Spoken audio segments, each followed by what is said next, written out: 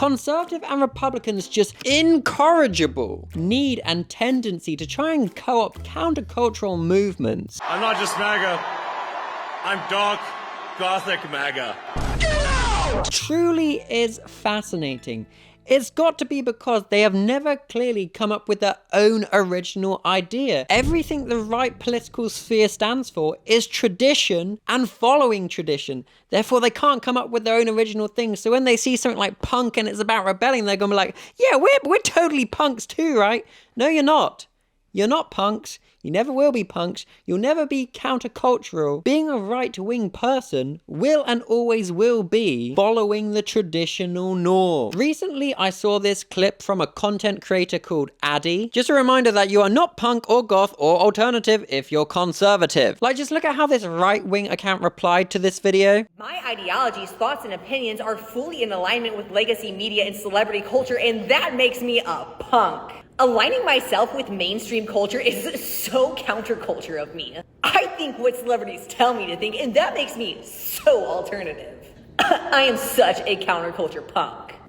Stick it to the man. And like, this is just like the most out of touch, like, understanding of what punk is. What this person is trying to suggest is now that because the mainstream is becoming more liberal, there's all these new ideas about gender and stereotypes. And what do you mean we can all present and do different things? And now the fact that Netflix is on it, Hollywood's on it, it's now the mainstream, it's now the woke agenda, and it must be stopped. Due to more liberal ideologies being put into the mainstream, being presented to the wider public instead of just being in niche movements, okay? Far-right content creators argue that the new punk would be to rebel against things like this. And you see it in the comment section of the video, people commenting things like, lol, the funny part is it's more punk now to be conservative Republican than it was before. So, you know, this is the deep misunderstanding. Punk has and always will be anti-establishment. It was so clear in its DIY ethos, right? From setting up their own shows, pressing their own records, making their own merch. It has always been very in-house, supporting local rather than worldwide domination. All it takes is a quick Google of your current president to realize, there's literally nothing punk about that whatsoever at all. But this is the card conservatives, Republicans love to play.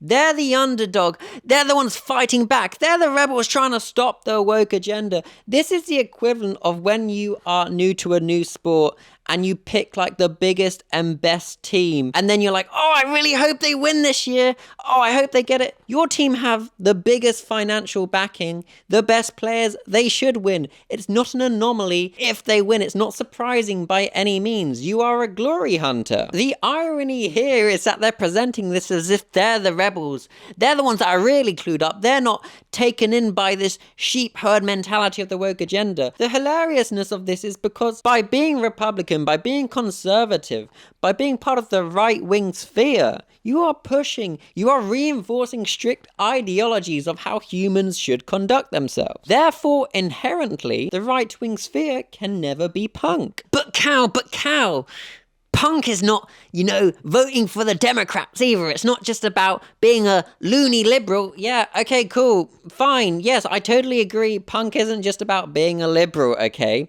However, there is, in the Venn diagram, overlap between liberal beliefs, on the left, and things punks want, okay? One's own autonomy, one's own ability for personal self-expression and freedom. Not conforming to rigid expectations and norms of how we should conduct ourselves within society. These are things, you typically see on the left, and, what punks are also interested in. The true liberation of all humans. Goodbye capitalism, hello the equal allocation of resources for all. And this is clearly not just one big, the left-wing parties can clearly do no wrong. Historically, we know that is just simply not the truth.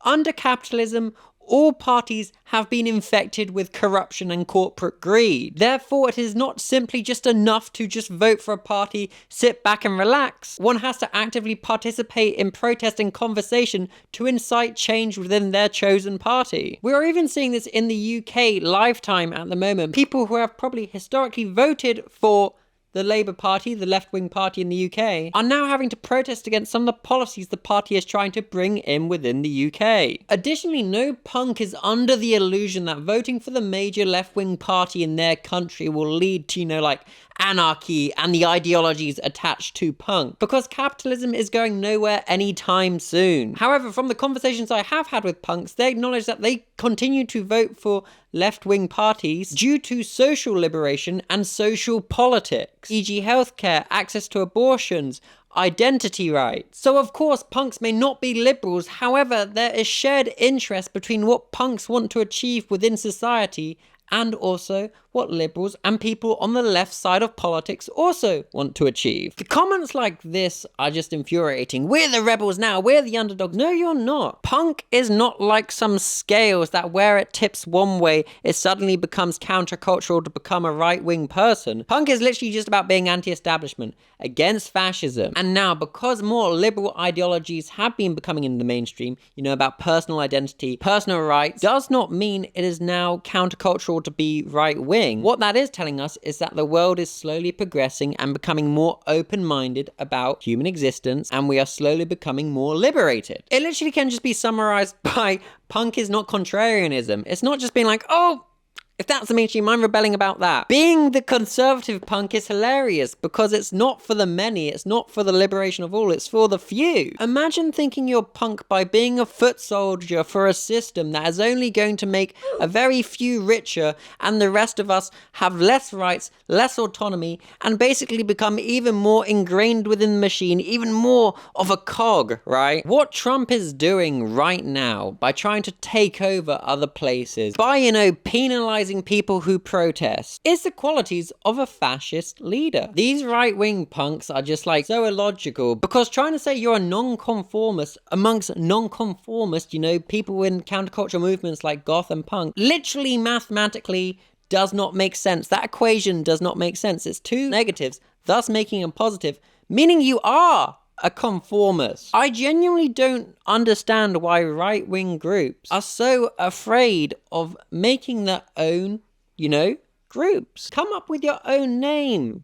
The bootlickers, foot soldiers for the system. These are all things that you are, that you should be proud of. Screw it, if you're gonna be this person that's on this right-hand side of the political sphere, at least own it, but don't try and come in and be like, yeah, we're the actual rebels. You're not the underdogs, there's nothing new here, you're not presenting any new ideas, you're upholding old structures that long-term become at the detriment to humanity. Remember, if you're rebelling oppresses groups so that a few of you can win, then that is not rebelling, that is you punching down, which punk does not do. Famously, countercultural spaces have hated far-right ideologies trying to weave their way in. And the trouble is, this isn't just like some sort of one-off localized video. There are so many people trying to push this agenda and try and make being part of something countercultural palatable and traditional and tame. Like, I am straight up lost for words with this one. It is literally more punk to want to get a house in suburbia and raise a family as a mother and a father should than it is to, I don't know, go get a face tattoo right now. Getting yourself a wife and settling down's really rebelling against the system. You're just a big traditionalist that happens to like the sound of punk music. Just admit that. There's nothing punk or countercultural about you. You can be right-wing, but you don't have to try and co-opt a countercultural movement at the same time to just try and fulfill the need that you're doing something different. You're not. Gosh darn it. I will continue doing these videos just for as long as these people continue to keep spreading misinformation about punk. Worldwide right now, we are socially constricting. More conservative values and norms are being infected into our everyday life. And they are also coming for countercultural spaces to try and make them packageable for the mainstream. I've been your boy Cal. If you've enjoyed this video, please feel free to subscribe. I'm sorry there was no videos last week. I was so busy with work, but I should be uploading a couple times this week. Until next time, I shall see ya later. Does that make sense? Until next time, I shall see you later. No, I have no clue, Skog. Anyway, bye.